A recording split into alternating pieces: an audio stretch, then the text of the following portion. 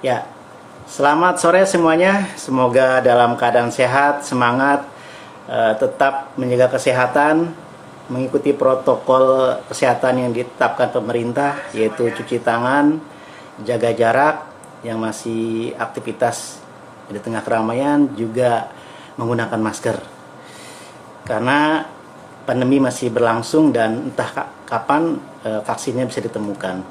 Oke, jumpa lagi dengan saya Muhammad Jaziri, pemimpin redaksi majalah Franchise Indonesia dalam Afid Talk volume 4. Tema kita kali ini cukup menarik bagi para pengusaha, khususnya yang bergelut di dunia retail atau usaha yang ingin mengembangkan jaringan lebih besar. Karena tema yang kita angkat kali ini adalah mengupas franchising sebagai konsep distribusi.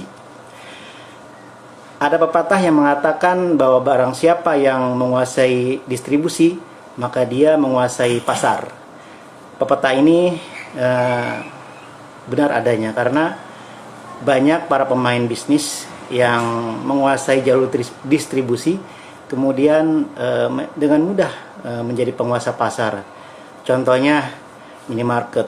Kita tahu bahwa ada dua merek besar, yaitu Alfamart dan Indomart, yang menguasai jalur distribusi minimarket di Indonesia. Jaringan mereka sudah tersebar di seluruh Indonesia, sehingga dengan mudah mereka mendekati konsumen, maka dengan mudah pula mereka menjadi pemimpin pasar di sektor bisnisnya masing-masing. Nah, berbicara distribusi, Pak Anang ini sebelum menjadi Ketua Asosiasi Franchise Indonesia cukup punya pengalaman yang panjang di dunia distribusi. Beliau pernah bekerja menjadi profesional di sebuah perusahaan distribusi terbesar Indonesia yang menangani produk susu sehingga menjadi penguasa pasar sampai saat ini. Nah, selain itu, Pak Anang juga pernah membangun sebuah usaha minimarket, kalau nggak salah namanya 3M. Nah, minimarket ini cikal bakal menjadi jaringan minimarket di Indonesia ya. Pola konsepnya yang dibangun Pak Anang ini. Itu semua terkait dengan jalur distribusi. Nah, bagaimana membangun jalur distribusi di tengah persaingan yang sangat ketat, di tengah era yang semakin digital. Mari kita sama-sama ngobrol dengan Pak Anang terkait dengan tema tersebut. Tampaknya Pak Anang sudah hadir bersama kita. Mari langsung kita undang saja ya.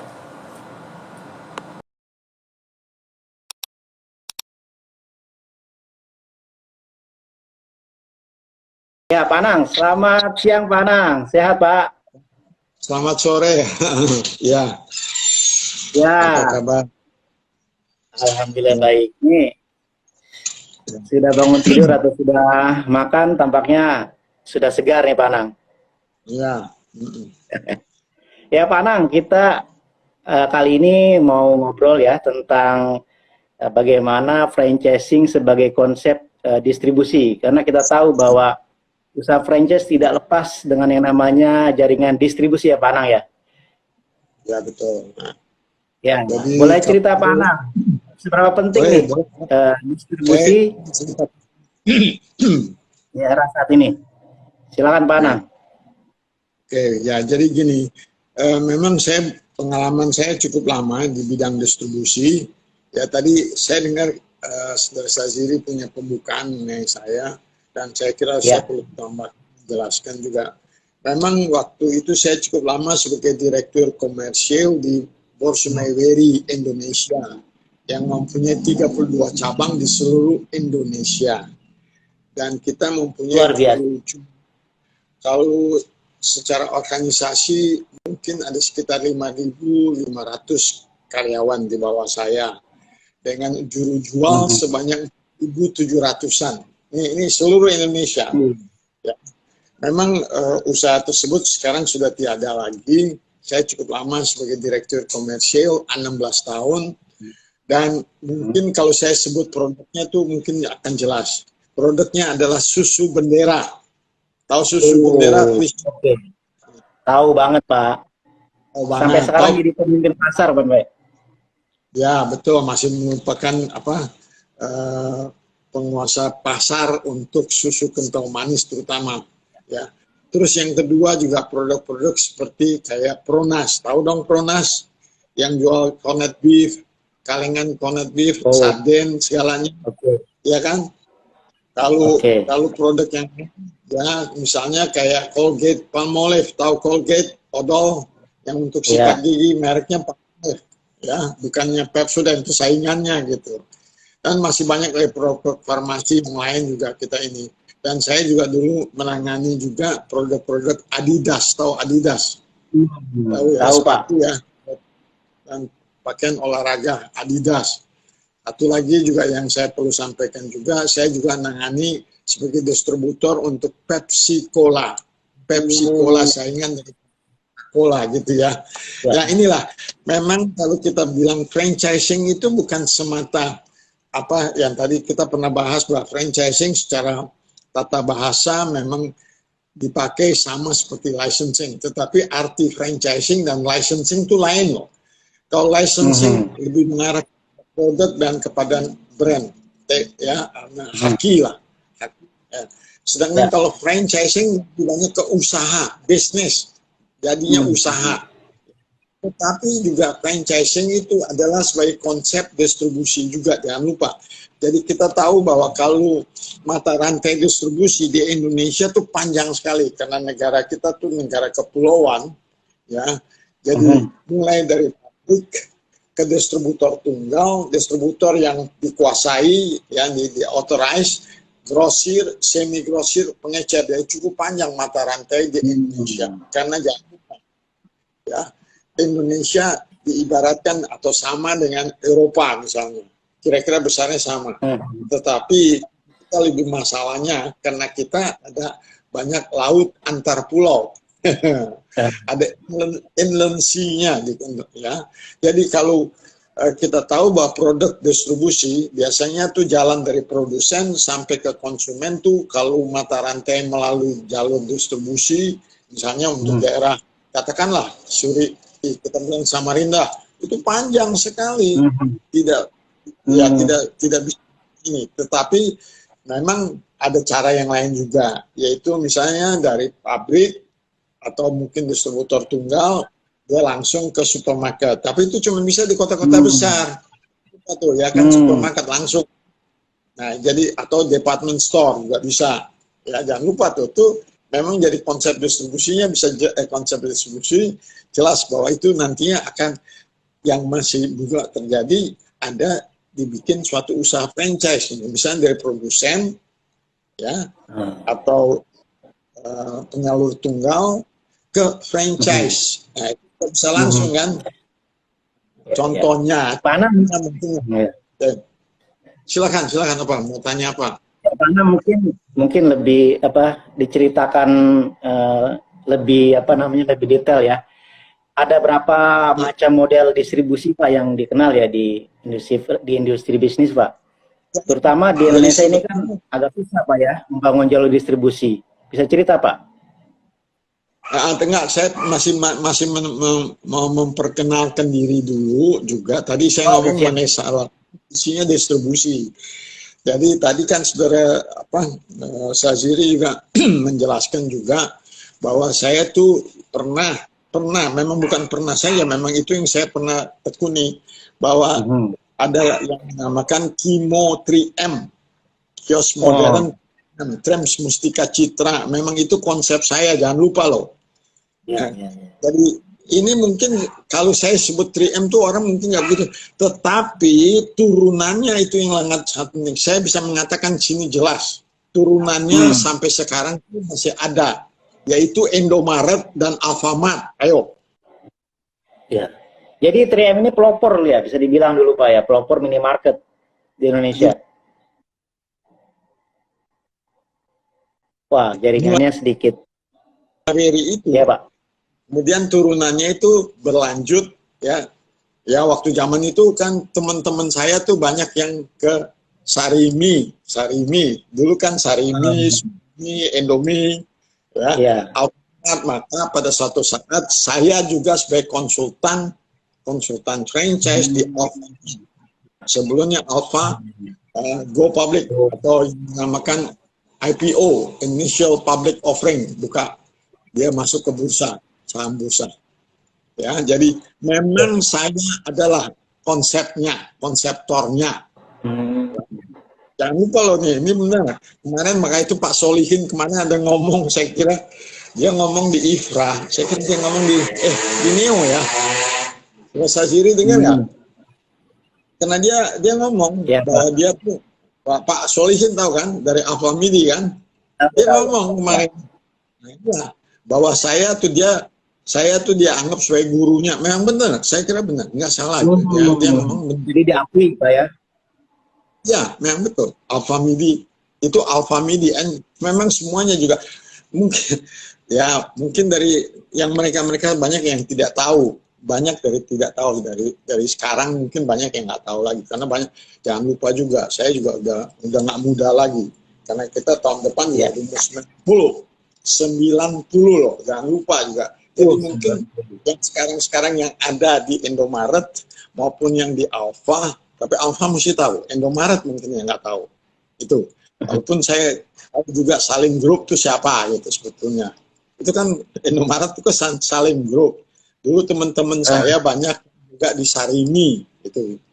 Ya, ini perlu saya terangkan. Jadi distribusi ini memang cukup panjang di Indonesia. Nah, contohnya ya, kalau kita bilang bisa, kita mulai dengan pompa bensin SPBU, itu juga bisa dikatakan ya contoh dari suatu produk ya, dalam hal ini bensin dari Pertamina sampai kepada SPBU ya, itu kan juga pakai nama Pertamina, ada juga yang pakai nama Shell, ada juga yang pakai mobil ya, segalanya. Itu satu. Juga kita lihat ya, dari pompa bensin sampai ke dealer mobil juga ada, kita lihat juga ya. Kemudian kita lihat juga untuk yang saya pernah singgung juga, yang kita juga pernah, yaitu dari Coca-Cola dan Pepsi-Cola. Nah, kalau lihat dari ininya juga ya, konsep distribusi franchise itu memang harus punya jalur tertentu kalau mau dijadikan usaha franchise. Nah, itu memang punya ilmu tersendiri untuk bisa mengembangkan jadi usaha franchise. Ya. Nah, kita bisa lihat contohnya tuh dengan Alpha dan Minimarket juga daripada Indomaret. Ini memang mau mesti nyebut merek lah. Ya, jadi memang itu dengan suatu sentra distribusi. Itu awalnya tuh sentra distribusi yang menjadikan bahwa usaha ini ada di suatu daerah misalnya. Karena nggak mungkin tanpa adanya sentra distribusi. Ya, baru bisa dibawakan produk-produk itu dan didirikan suatu usaha. Misalnya kalau mau mendirikan suatu usaha minimarket di misalnya katakan di Pangkal Pinang, ya nggak bisa hanya cukup mendirikan satu sentra distribusi dengan satu gerai dulu, ya nggak mungkin. Ada persyaratan daripada jumlah gerai yang disupply tentunya, kalau nggak kan akan jatuh mahal sekali gitu. Nah, itu yang seringkali orang mungkin lupa gitu. Jadi itulah yang saya mau mengatakan bahwa distribusi dalam bidang produk ataupun jasa ya bisa kita lihat juga menjadi usaha franchise. Jadi kalau gantinya mata rantai yang begitu panjang sampai 5 mata rantai, terus yang kedua sampai dari produk yang buat produk sampai kepada supermarket, tapi bisa juga daripada produk produsen sampai kepada franchise. Contoh-contohnya yang pernah kita lihat ya, nanti saya juga akan bahas. Misalnya kita lihat bahwa ada produk ya, ada yang namanya shop and drive, benar ya? Ya. Tahu ya, shop and drive itu franchise ya. Dulu kan juga ada shop and drive ya. Itu shop and drive itu kan franchise. Tetapi produk yang dibawa oleh itu adalah produk-produk daripada Aspira, ya kan? Spare parts Aspira, Astra, ya kan? Nah, itu tadinya mereka menyalurkan dengan pola yang kita awal pertama, yaitu mata rantai yang panjang. Ya, jadi distributor, terus ke grosir, terus ke dealer, segala sampai ke pengecer. Tetapi pada suatu waktu, nah itu zaman itu memang mereka sempat masih berkonsultasi dengan saya untuk mendirikan suatu usaha franchise yang mereka sebut tuh Shop and Drive. Waktu itu banyak dealer-dealer daripada Shop and Drive itu tidak menyetujui katanya, tapi mereka minta bantuan saya untuk memberikan suatu pandangan kepada para dealernya mereka. Memang saya sempat bantu gitu. Ya mungkin yang sekarang juga Shop and Drive yang sekarang mungkin manajemen mereka udah nggak tahu, itu zamannya Pak Herfian sih, Pak Herfian segalanya udah lama itu jadinya. Jadi memang produk-produk Aspira itu dibawa melalui Shop and Drive dengan catatan tentunya Shop and Drive itu tadinya tuh produk-produk Aspira itu dibawakan melalui dealer dan pengecer. Nah, banyak dari dealer itu ditawarkan usaha franchise, menjadi franchisee. Mereka mengadakan keberatan karena biasanya mereka kan mainnya partai besar, jual dalam partai besar. Sedangkan kalau dia jadi franchisee, dia jual dalam partai kecil, satuan kecil. Tetapi jangan lupa nih. Saya itu yang waktu itu saya juga sempat beritahukan para dealer daripada Aspira, kalau manfaat mereka sebagai franchisee adalah karena mereka berhubungan langsung dengan pelanggan, langsung dengan konsumen, langsung dengan customer. Itu yang sangat penting. Jadi dia dengan demikian keinginan daripada konsumennya apa, atau perilakunya, behavior yang dari konsumen itu gimana untuk produk-produk Aspira ini, sehingga dengan demikian sebagai dealer dan juga sebagai franchisee mereka akan dapat banyak manfaat. Itu yang itu saya berikan. Itu saya diminta oleh manajemennya daripada Aspira dan Shop and Drive waktu itu. Untuk saya bicara dengan para dealer. Saya masih ingat, saya diminta untuk menyampaikan itu dan mereka minta saya melakukan hal itu. Itu ya, jadi memang bisa seperti itu dan kita juga bisa lihat. Nah, itu juga bukan di situ saja, juga banyak lagi kita yang lihat. Kayaknya ada produk daripada, saya perlu menyebut merek memang, Le Monde. Tahu Le Monde, pakaian bayi. Ya, itu juga tadinya juga jalurnya tuh bisa panjang, tapi bisa juga dia ke department store. Ya, yang mereka lakukan ya, ke department store, tetapi dia satu waktu juga pernah ke arah franchising. Jadi dia memanfaatkan distributor, konsep distribusi dalam franchising ini. Jadi menjual produk dari Le Monde itu, mereknya pakai Le Monde, dan saya kira juga mereka ada di mall-mall, saya kira ada. Ya. Yang mereka jalan, saya kira sampai sekarang mereka juga masih ada. Dan kalau kita lihat juga ini bukan semata yang saya sebut tadi, tetapi juga bisa terdapat juga di usaha-usaha yang mungkin di bidang lain, misalnya di kosmetik, atau bisa juga di jamu, bisa juga di sepatu juga, itu bisa kan, merek-merek tertentu ya, kita lihat begitu. Dan juga yang sudah pernah ada, tapi saya kira sekarang sudah nggak ada, yaitu yang semata menjual dasi laki-laki. Namanya tuh Thai Atai Shop, Thai Atai, TIE. Itu kalau nggak salah dari luar. Menurut saya dari luar. Sekarang udah saya nggak lihat lagi. Thai Shop itu menjual dasi dan juga pakaian pria, sebetulnya khusus pria. Tapi yang ini tekanannya kepada dia punya dasi semata. Nah, itulah yang saya bisa sampaikan, bahwa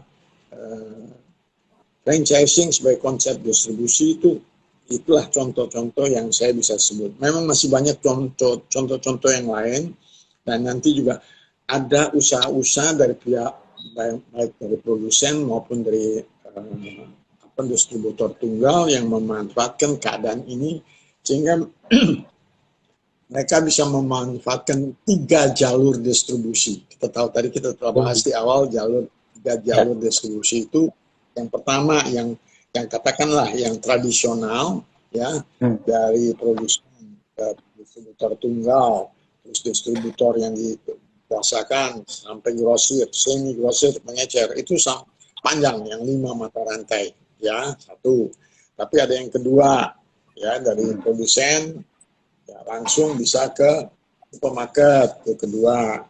Yang ketiga yaitu dari langsung ke franchisee, yaitu kita bisa lihat contoh-contohnya. Nah, itu yang saya kira dalam keadaan sekarang ini, maka franchise sebagai konsep distribusi itu telah dilaksanakan juga di Indonesia. Gitu. Silakan kalau ada yang bertanya gitu. Silakan kalau ada yang mau bertanya terkait dengan distribusi. Sambil nunggu yang bertanya, Pak Anang, saya mau nanya lagi nih, Pak. Silakan. Dalam apa namanya distribusi, apakah prinsip seperti hukum Pareto masih berlaku, Pak? Saya kira berlaku, terutama yang berkaitan dengan retailnya, karena usaha itu hukum Pareto, atau memang berlaku hukum Pareto bahwa memang produk yang ada di gerai harus terdiri bagian terbesar 80% itu adalah produk-produk yang lakunya cepat, fast moving products, slow moving products. Jadi jangan perbandingan 80-20 itu terbalik, jangan. Kalau itu terjadi maka itu tidak bisa tidak bisa di-franchise-kan. Gitu. Jadi hukum Pareto itu kan mengatakan ada pembagian 80-20 itu. 80-20 itu jangan dibalik, jangan jadi 20-80.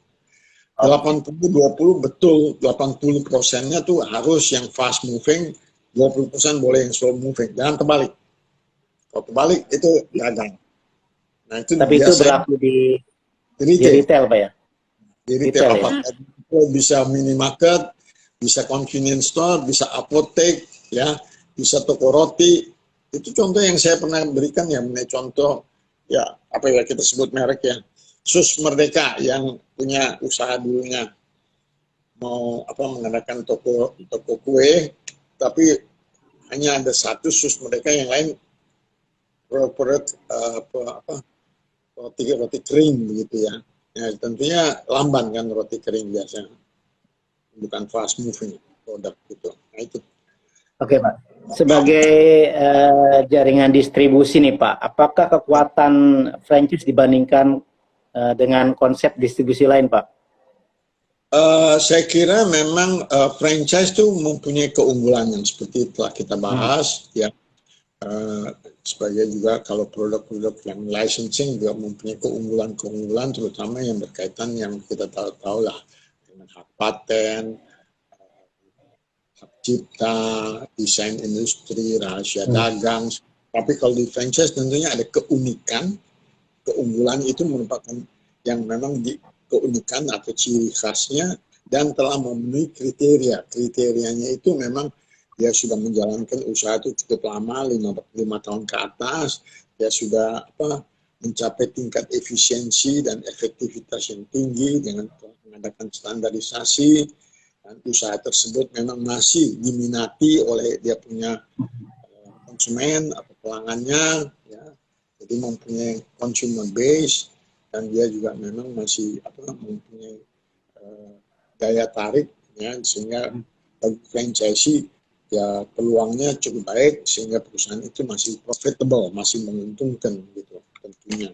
Jangan yang baru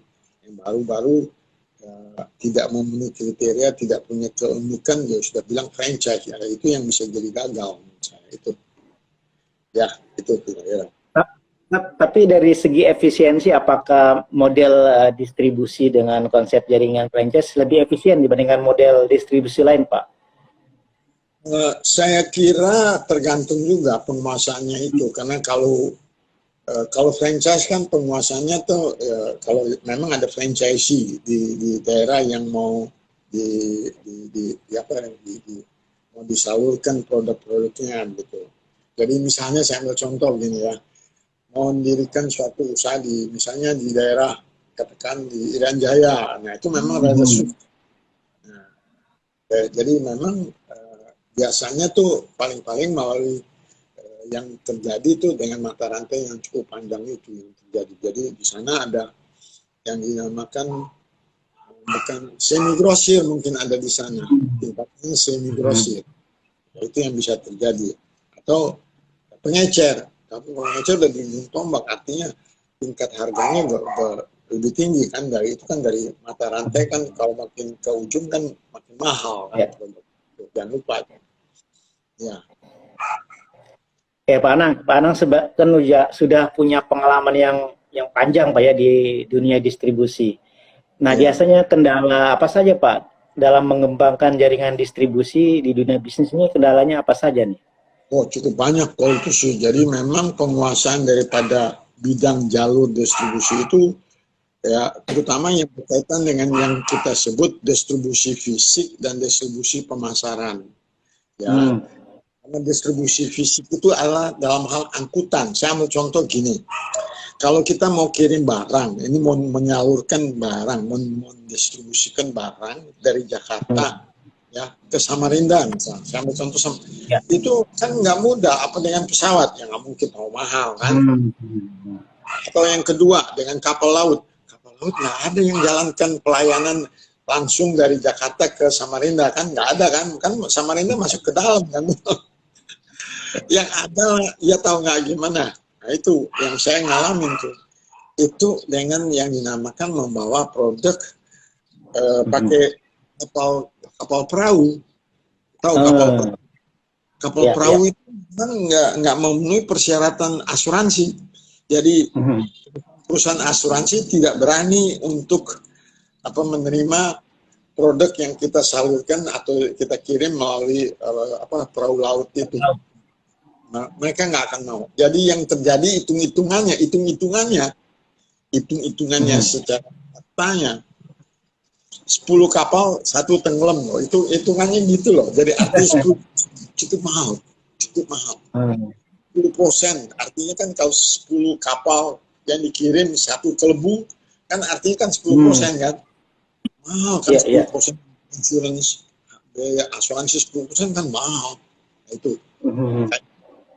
Memang sekarang diharapkan ya jangan lupa kalau dulu ya, sampai saya kira sekarang masih berlaku juga. Biasanya mungkin kita bisa kirim dari mana Jakarta sampai ke Balikpapan. Walaupun arahnya ke Samarinda. Samarinda kan masuk ke dalam lagi kan. Nah, itu kan naik lagi perahu yang antar yang pulau ya, atau yang di sungai lah ya. Nah, itu baru sampai ke Samarinda. Itu biasanya baliknya memang perusahaan angkutan itu ya, apakah perahu atau apa segalanya tuh mau nggak mau supaya dia pulang tidak kosong, maka dia ngambil juga ya produk pertanian dibawa ke daerah yang jadi itu mau itu yang terjadi. Dan untuk itulah maka jatuh dia punya biaya pengangkutannya tuh mahal. Biaya angkutan untuk ya ini yang bilang fisik itu, distribusi fisik itu yang halnya tuh sering jangan lupa. Dalam perjalanan kan bisa terjadi segala macam tuh, pencurian, ini segalanya ya, yang terlalu lama di jalan segalanya, atau mungkin ada yang mogok atau gimana kan kita nggak tahu. Nah juga yang terjadi ya, di samping itu suatu saluran untuk sampai ke pedalaman, itu kan sampai ke pedalaman kan, dan baliknya tuh memang mestinya produk pertanian yang dihasilkan dari daerah tersebut yang dituju gitu. Nah itu juga memperhitungkan biaya-biaya tambahan untuk itu sekarang. Nah memang di Samarinda kayaknya belum bisa mendirikan suatu usaha franchise, belum bisa. Nggak tahu sekarang, kalau memang mungkin sudah baik jalur ininya, jalanannya mungkin bisa mestinya. Yaitu mulai dari Balikpapan atau saya nggak tahu, mungkin dari Balikpapan ya, mungkin bisa masuk sampai ke Samarinda gitu. Ini contoh yang kita lihat secara fisik bisa situ gitu. Jalur distribusi itu yang perlu distribusi fisik dan juga distribusi pemasaran. Jadi pemasarannya itu juga yang penting. Jangan lupa dalam arti distribusi itu bahwa barang itu, produk tersebut dibawa dari pabrik sampai ke depan konsumen. Itu yang tugasnya tuh itu, Iya, iya. distribusi. Itu fisik Pak ya? Distribusi fisik ya? Itu fisik kan, tetapi ilmu marketingnya juga harus berjalan kan. Ini kan mau Nah, nggak mau bagaimana Pak? harga yang tepat, ya, jalurnya sampai di bidang mana. Jangan lupa, ini kita nanti akan sampai kepada jenis-jenis usaha, ya. Jadi kalau produk-produk, ya, saya lihat kemarin, nanti saya tambahkan, itu ada usaha-usaha misalnya yang mau bawa produk-produk makanan, misalnya P&D, produk nutrition and drink. Itu kan biasanya tuh produk makanan dan minuman, ya, P&D, ya. Kedua ada yang Ya, ya. yang produk kelontong tuh groceries, ya, ya kan ada kan. Yang ketiga juga ada apa? Produk OTC, produk OTC over the counter, jadi biasanya obat-obatan, vitamin segalanya, ya, suplemen. Dan kemarin yang saya lihat, yang saya dengar juga Alfamidi mulai dengan yang namanya dandan, ya. Nah itu dandan itu sebetulnya saya sebutnya tuh dia pada produk pribadi, personal product. Sebetulnya produk-produk pribadi itu adalah misalnya baik untuk wanita maupun untuk pria. Misalnya odol, sikat gigi, cukur, atau untuk ibu-ibu apa saya nggak tahu bedak. Minum dulu Pak, minum. Sebentar ya. Ya, silakan Pak. Ya, teman-teman majalah franchise yang mau bertanya seputar distribusi, silakan. Sepertinya sepi aja nih yang nanya nih. Biasanya yang nanya lumayan banyak. Apakah temanya cukup sedikit berat? Sambil nunggu Pak Anang, ya Jadi, Pak Anang nampak sudah siap. Sebetulnya saya mau bilang begini, Indonesia itu sangat membutuhkan distribusi. Bukan saja distribusi dari pabrik, ya, produsen sampai ke tangan konsumen, satu. Tapi yang kedua juga penting, ya, di situ kayaknya kita kurang. Artinya daripada produk pertanian, ya, untuk sampai kepada pelabuhan dan dibawa keluar sampai ke FOB, itu ya. Misalnya kopi, yang mulai dipetik, terus disortir, terus disangrai apa diapain, saya nggak tahu, ya. Nanti terjadi sampai menjadi kopi bubuk dan sampai menjadi kopi yang yang diproduksi oleh pabrik-pabrik yang kayak kapal api, kayak Indo Cafe. Itu kurang sekali itu di Indonesia. Ini menurut saya yang memang tidak banyak pemainnya. Saya kira nggak banyak. Yang sangat disayangkan. Padahal Indonesia tuh perlu, ya, itu yang dinamakan, memang bahasa Inggrisnya tuh yang distributing, ya, distribusi satu, yang satu lagi collecting, collecting. Nah, itu yang collecting, distribusinya tuh kurang. Itu yang mau saya sampaikan. Jadi kalau sekarang saya lihat Pak Solihin tuh ngomong, pemasarannya tentunya itu bagaimana bisa mempromosikan produk, menyampaikan bahwa ini produknya di sini. Itu kan perlu dikasihkan suatu ini kan, suatu pengetahuan kepada para konsumennya. Kalau saya mau beli, mestinya adanya di mana, gitu ya kan. Ya kayak tadi nih, yang mulai siapa bilang pada produk pribadi, dandan itu yang diadakan oleh Pak Solihin, ya kan. Saya kira jadi itu ya di mana mestinya bisa diperoleh, apakah ada juga di apotek, ya mungkin ada juga mungkin di di department store, ya bisa juga kan. Nah, jadi itulah semuanya, sampai untuk jangan saja ngangkut, ya, secara fisik, tetapi juga bagaimana bisa memberikan pengetahuan kepada konsumennya, saya punya produk baru loh, saya punya ini baru loh, ini yang buat ini. Ya, itu sekali lagi mesti ya itu ilmunya pemasaran secara ya itu ya yang kita mesti sampaikan kepada para konsumen. Jadi itu yang saya sebut sebagai distribusi fisik dan distribusi pemasaran. memang itu yang harus dikuasai terutama untuk negara seperti kayak Indonesia ini. Betul.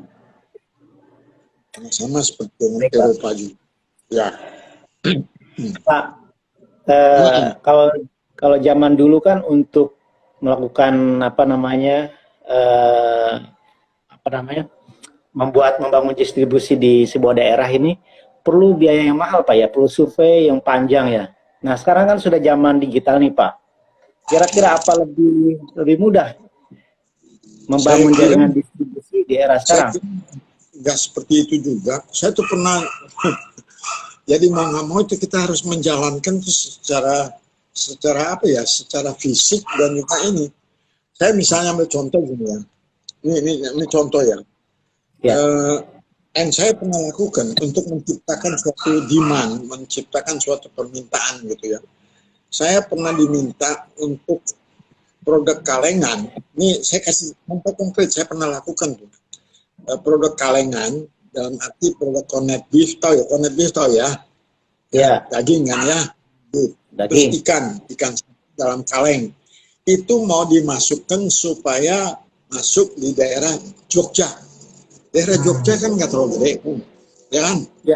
Ini contohnya gara-gara pemiliknya tuh orang Bantu. Dia pengennya tuh produk kalengan corned beef dan ikan sarden itu bisa masuk dan diminta lah oleh penduduk Jogja gitu. Saya turun dengan ini coba nih ilmu pemasaran. Saya coba menciptakan demand, permintaan ya, dari pihak pelanggan gitu. Jadi saya turun dengan 2 tim demonstrasi masak. Satu, saya datang juga dengan 2 tim layar tancap. Tahu yang layar tancap, tahu nggak? Layar tancap tuh untuk tiap malam tuh kita jualan sambil puter film. Benar loh, di Jogja tuh saya lakukan loh.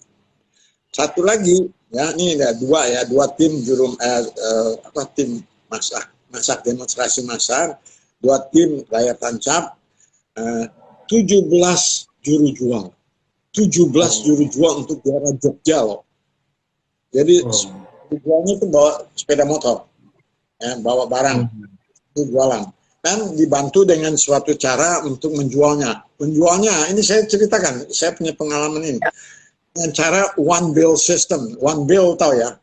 Jadi one bill system itu gini, kita taruh barang dulu, misalnya saya taruh barang 12 kaleng. Enggak 1 dus, 1 karton, nggak laku. 12 kaleng. Nah, 2 minggu lagi kita datang lagi. Kalau udah laku, mungkin yang laku 5 kaleng. 5 kaleng itu kita gantikan kembali, dia bayar. One bill system jadi. Jadi nggak langsung kita taruh dibayar, no. One bill system. Nah itu seperti itu yang kita lakukan. Saya melakukan itu selama antara 2,5 sampai 3 bulan. Memang mestinya ilmunya gini, ilmu pemasarannya, ya itu ilmu pemasaran, bahwa itu harus kita melakukan tuh paling sedikit 2 kali 2,5 bulan untuk menciptakan demand dari konsumennya itu. Ya. Tetapi jangan lupa, saya harus mengadakan identifikasi daripada gerai mana yang kiranya cocok. Gerainya tuh identifikasi kecil sekali, kecilnya gini. Pendeknya gini, yang menjual beras sama jual minyak tanah harus ada itu makanan kaleng. Coba, itu kan rendah sekali ya, ngerti ya, nangkep ya. Itu kan suatu warung yang cuma jualnya beras dan minyak tanah. Itu kan udah kepentingan yang sangat kecil sekali kan. Itu harus bisa masuk. Ya itu masuknya tuh dengan jual dengan one bill system itu. Nah, melakukan pekerjaan itu dengan demikian banyak tim, ya tadi yang saya sebut 2 tim demonstrasi masak, 2 tim layar tancap, 17 juru jual bermotor, ya kita melakukan pekerjaan untuk masuk ke gerai-gerai yang paling kecil, yaitu yang barung yang menjual beras dan minyak tanah. Kita ngerjakan 2,5 bulan. Sebetulnya kita melakukan sudah cukup intensif, mestinya berhasil tahun lalu itu. Saya melakukan sekali saja, sekali 2 ke 3 bulan.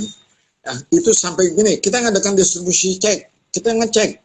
Nyatanya di gerai kita sudah tentukan itu, ya, yang tadinya paling rendah itu warung yang menjual beras dan minyak tanah, itu 92% sudah pasti ada produk-produk kalengan itu. Bagus kan? Jadi distribution check namanya tuh, ya kita ngecek ya, distribution check itu 92%. Berarti kalau udah 92% tuh udah cukup bagus. Artinya kita punya penyaluran. Karena biasanya penyaluran 70%, 60% ke atas udah bagus, mesti termasuk ya, artinya masih bisa diperbaiki. Tapi itu akan 70% pasti bagus deh, ke atas. Apalagi ini 92%. Tetapi udah mau sempurna, Pak. Udah bagus kan distribution check-nya. Itu artinya distribusi betul-betul merata kan. Jangan lupa ya. Kita jual produk kalengan. Nah, nyatanya 2,5 bulan, 3 bulan kemudian kita ngecek, itu masih ada seperti itu, dan kita ngecek lagi kan. Itu yang terjadi, demand itu nggak muncul, permintaan itu yang kita harap nggak terjadi. Kenapa itu, Pak? Nah itu kenapa? Memang daya belinya nggak ada.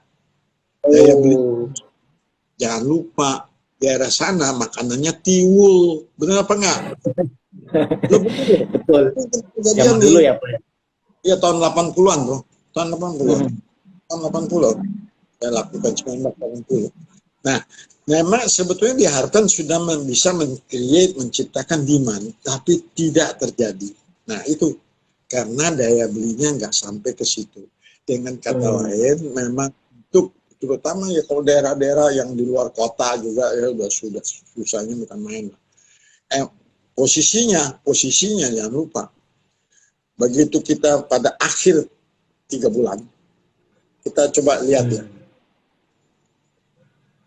Hampir mau total loss. 90% tuh, saya masih ingat kerugian itu, waktu itu 176 juta. Saya masih ingat. Cukup gede untuk ukuran itu loh. Pada tahun 80-an ya, Pak ya? 1980-an. 176 juta. Saya masih ingat tuh angka, karena saya tahu saya melakukan.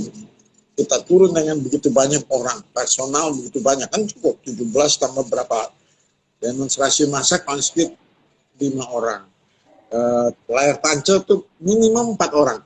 Layar tancap tuh minimum 4 orang. Coba bayangkan, kita turun dengan suatu armada lah, yang cukup besar begitu. Tapi hasilnya sesudah 3 bulan, yang terjadi tahu apa? Begitu mulai dengan penagihan, untuk dibuntut, wah macam-macam yang terjadi. Orangnya sudah nggak ada, atau warungnya udah pindah, pemiliknya udah berubah, segalanya nggak bisa ditagih, orangnya nggak ada lagi di situ, produknya juga ada nggak jelas kemana. Jangan lupa, juru jual kita juga ikut main. Itu yang terjadi. 176 juta tuh pada waktu itu cukup gede. Untuk sekecil. Gede banget, Pak.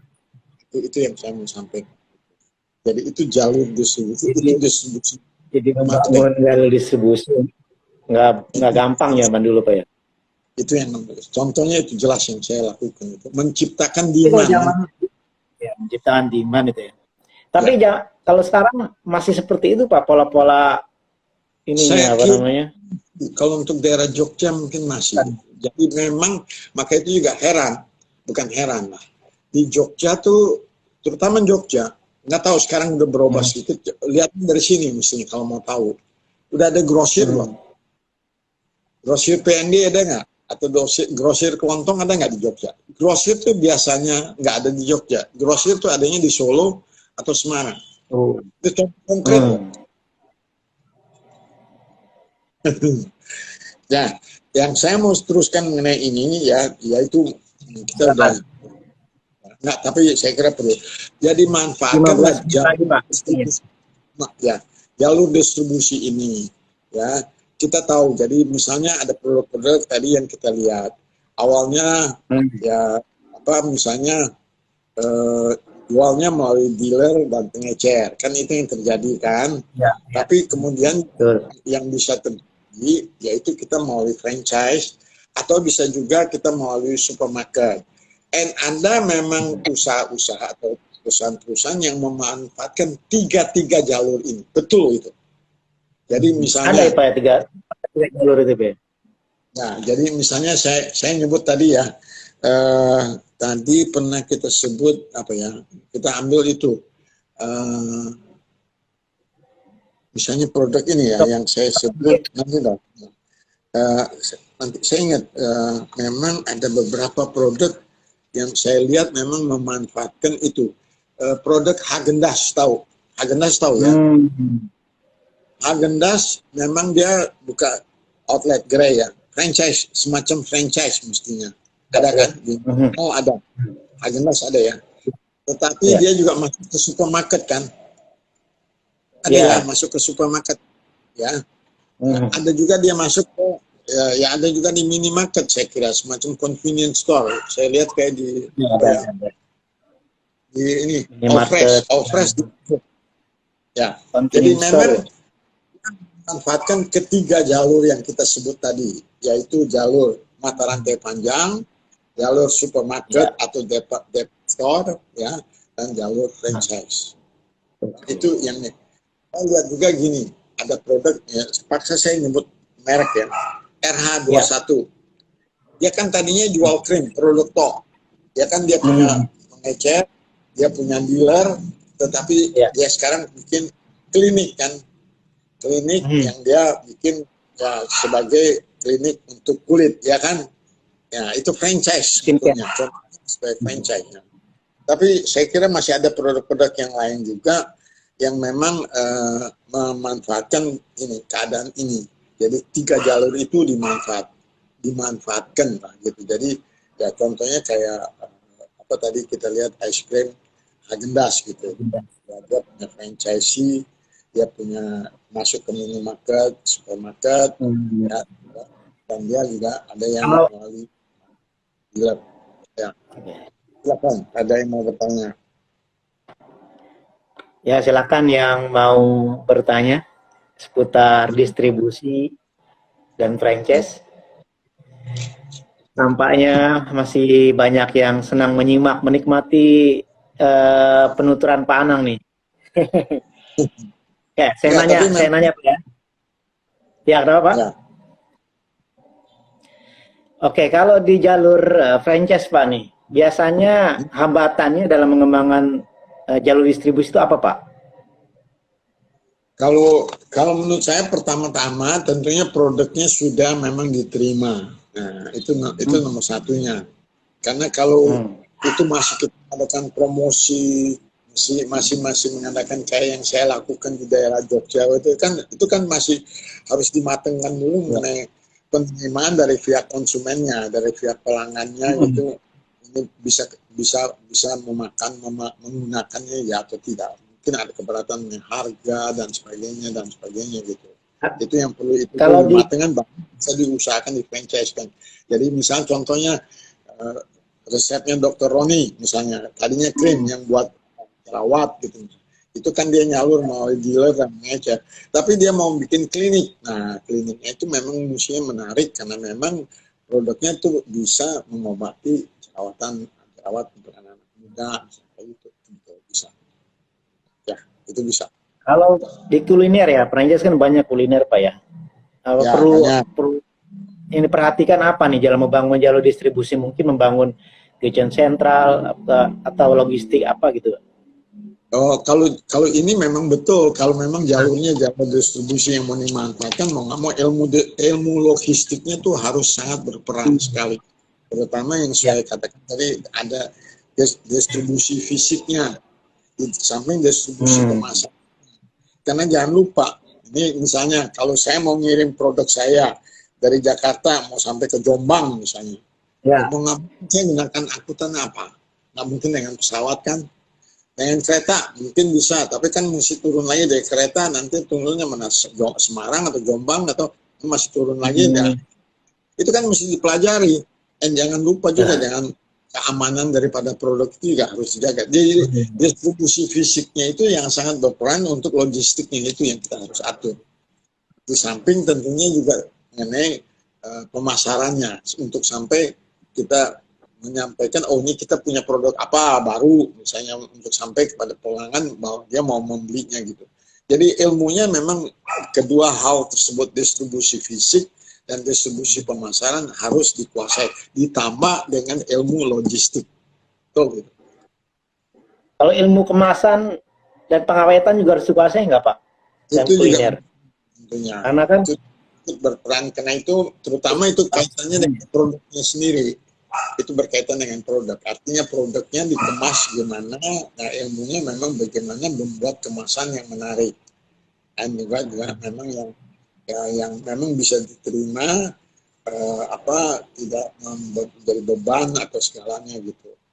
Itu untuk juga terutama distribusi fisiknya pemasarannya lagi ke sana.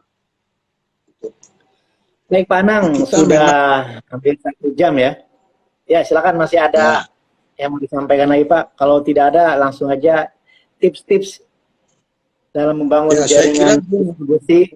Jadi sebetulnya gini, franchise itu memang retail juga. Retailing itu memang di franchise itu memang di retail juga. Mau nggak mau karena franchise itu berhadapan ya paling dekatnya dengan para pelanggannya, para konsumennya.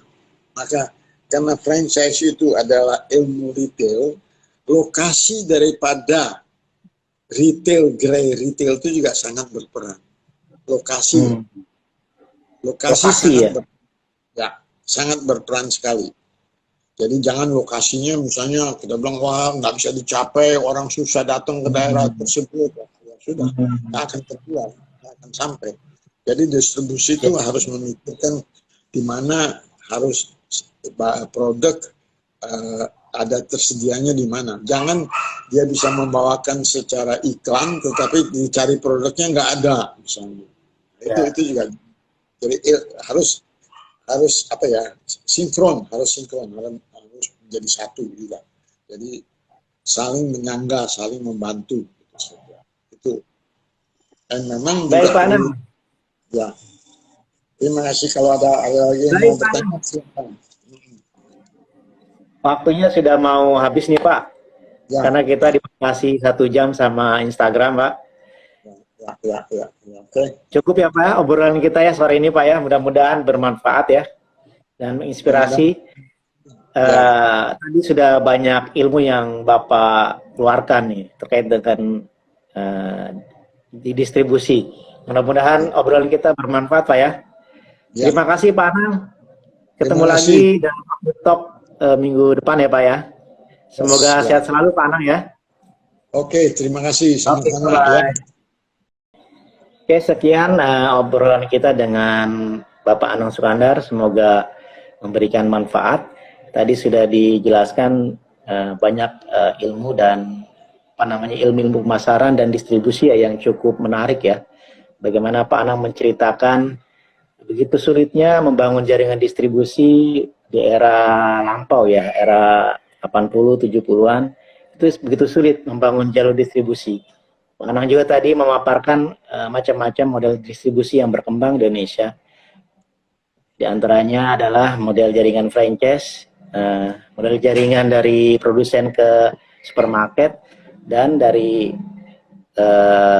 produsen ke distribusi langsung. Oke, sampai ketemu di Afitalk volume 5. Assalamualaikum warahmatullahi wabarakatuh.